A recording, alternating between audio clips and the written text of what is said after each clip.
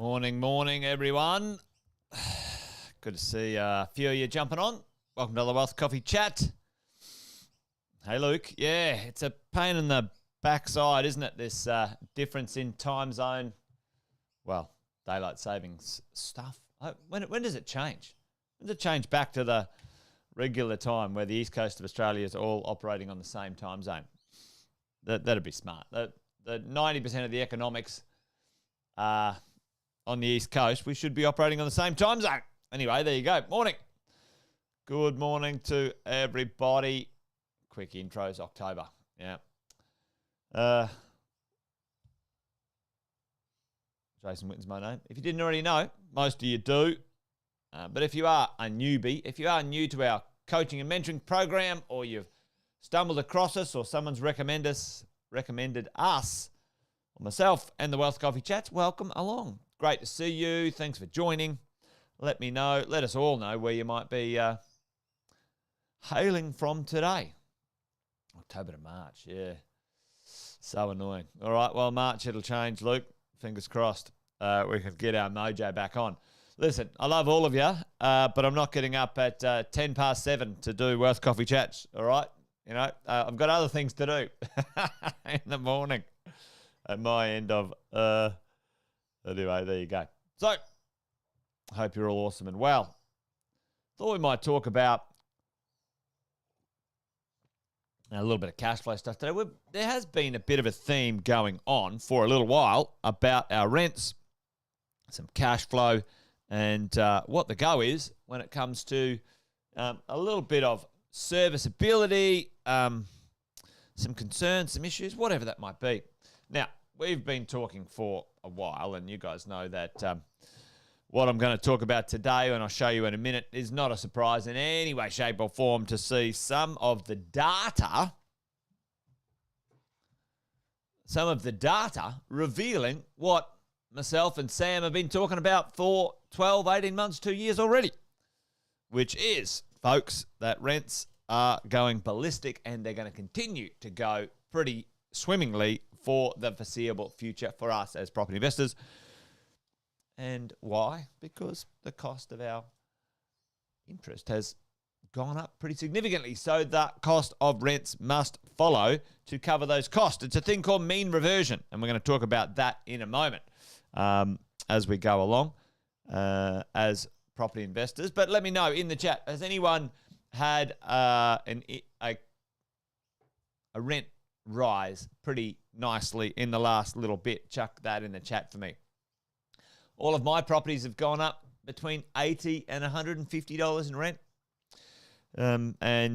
You know, it sucks to be on the other side of it, obviously, where you as a tenant need to pay more rent. That's never fun, that is for sure.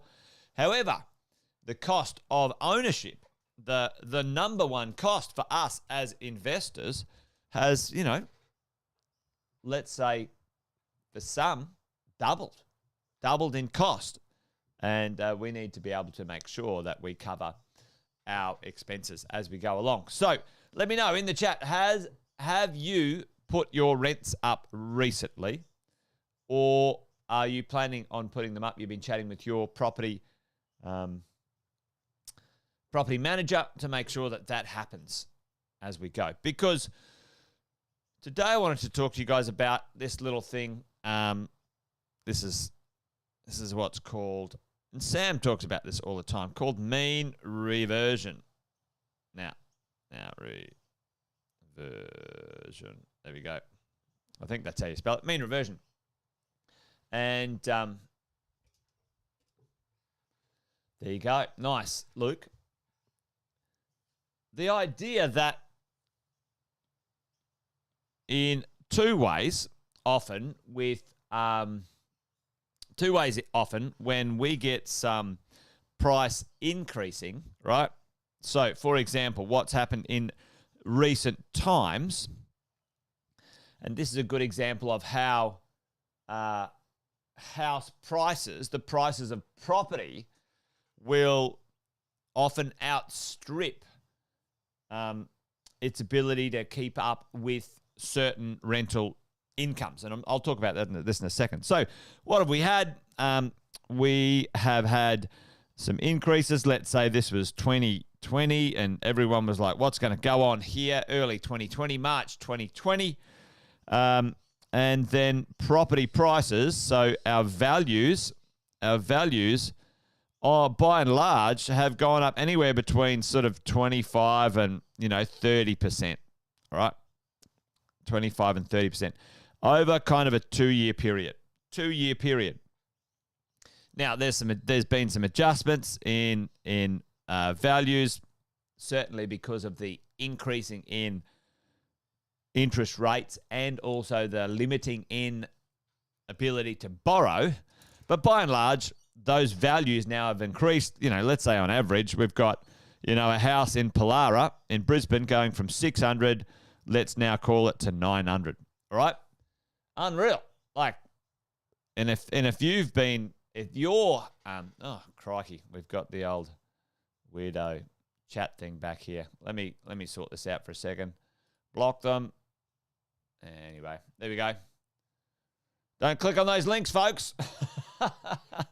Yeah, there you go. So, we've had our property values increase pretty significantly. However, the rents, folks, take more time, all right? Take more time. When this boom started, the capital growth boom started, your property was worth, 600 and your rents were 550. Kind of like 2 years to 3 years later, the rents hadn't really received a lot of pressure, let's say in Brisbane. So the rents were 600, but now your property value is 900, okay?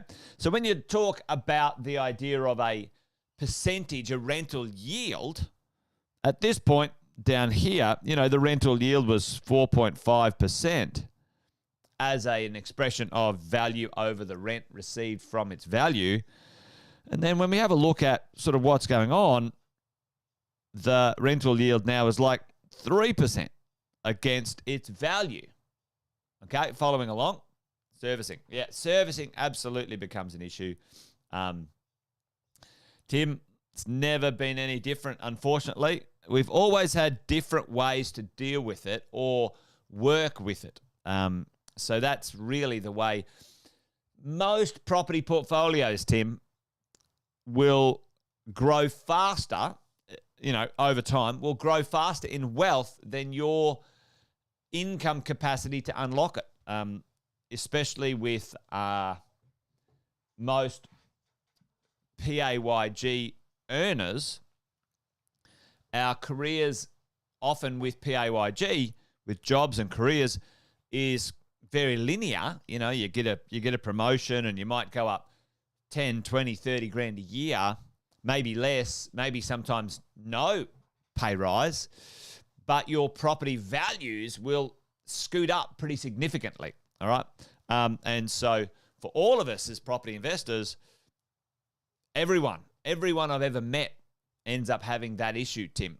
And there are some tips to do that, right? I mean, you guys have heard me talk about these ideas, Airbnb or short-term letting, and the equity arbitrage becomes very, very important, Tim, later on. So I'm going to try and sort of maybe make this conversation. We've got 3% here. So our property yield against value and against cost, folks, is out of whack, okay? Is out of whack at 3%. So what could we expect into the future, ladies and gents, if we were to see this thing revert to what's called a mean reversion? All right, I'm trying to sort of ask the question without giving the answer away. What type of rent yield into the future will people be able to afford? And Tim was talking about servicing there before.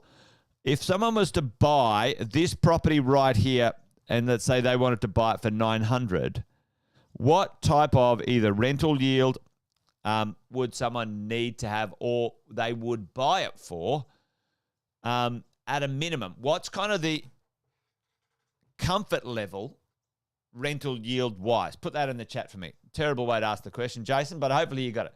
What rental yield would you buy that property on in a good location? What's the minimum?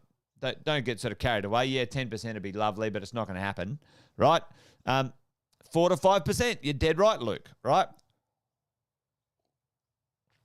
So that is the mean reversion we're expecting now from 3% to 4.5%, ladies and gents.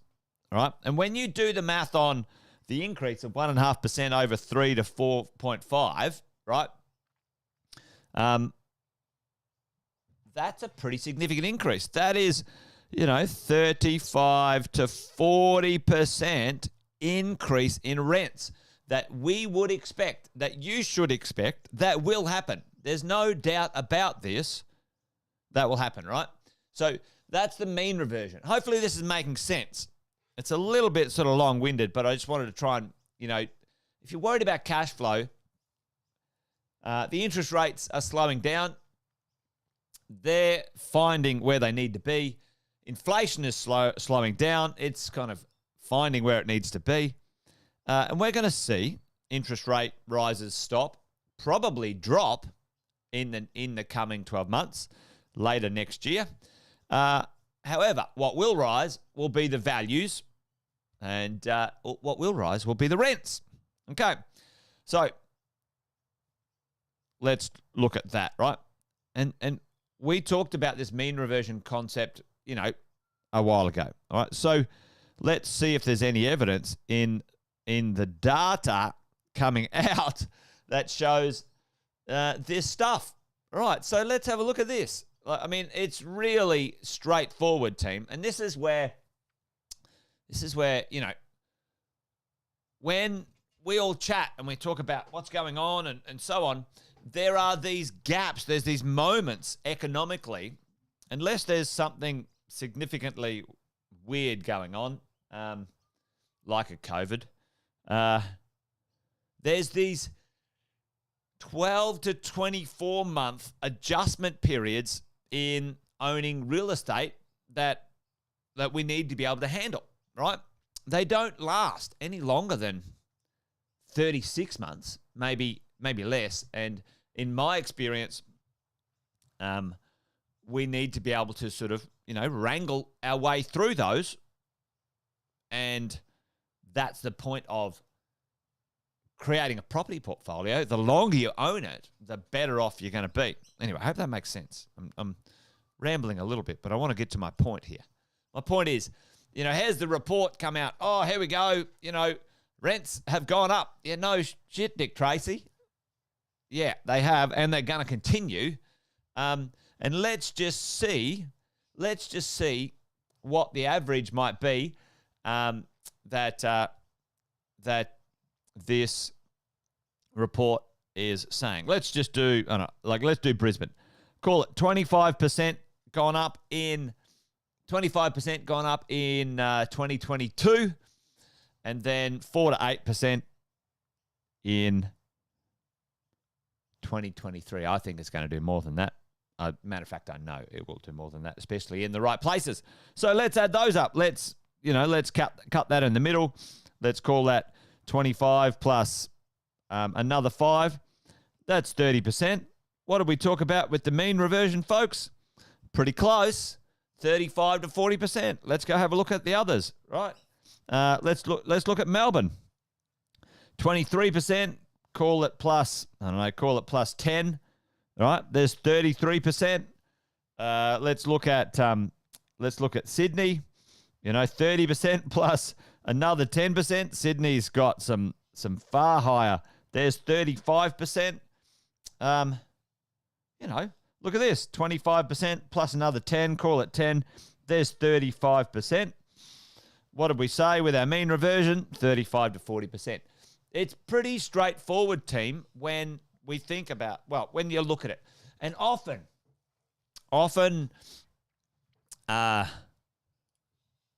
if we get caught up in this sort of rhetoric, this media fear and ignorance rhetoric, we can lose sight of the simple mathematics of these things, because all of these experts who've never owned a property in their life, never been a property investor, but they want to pass dispersions and opinions on something they got no idea about. Anyway, there you go. So what does it look like? Let's just quickly have a quick look at our cash flow on what we can expect, right? So, you got your market value here. I've got a simple property here, just a house purchased, 5%, 5.5 interest only. What does it look like when it comes to the cash flow? Right now, you're going, all right, okay, negative 13,000 pre-tax. Make sure you claim your tax deductions because it's brand new. Still negative 3,500 after tax, right? And you go, oh, okay, well, perfectly fine. I'm happy to own an awesome property for $3,500, especially when I'm getting $10,000 of my tax back every year, plus I'm getting capital growth. But let's have a look at our rents going up, folks. Let's look at our rent, 650 times by 1.3. Let's have a look at our rent going up 30%. What happens, that's what's underway. Okay, that's going to go to 850. Okay, 850. Let's have a look at owning this property now. Okay. All right, a little bit negative still pre-tax, $4,000. Now have a look at our after-tax cash flow. Boom. Back to $3,000 in our pocket per annum. There you go. And that is going to be 2024. The rents are going to go up again. The rents are going to continue to go up until 2025, 26, pretty significantly. You guys know this. The supply chain's broken. The population is growing fast. There's lots of jobs. We've got lots of stuff going over this next 5 to 10 years in Australia when it comes to sporting events, infrastructure, the Olympics, the Com Games, the World Rugby World Cups, like all sorts of interesting stuff.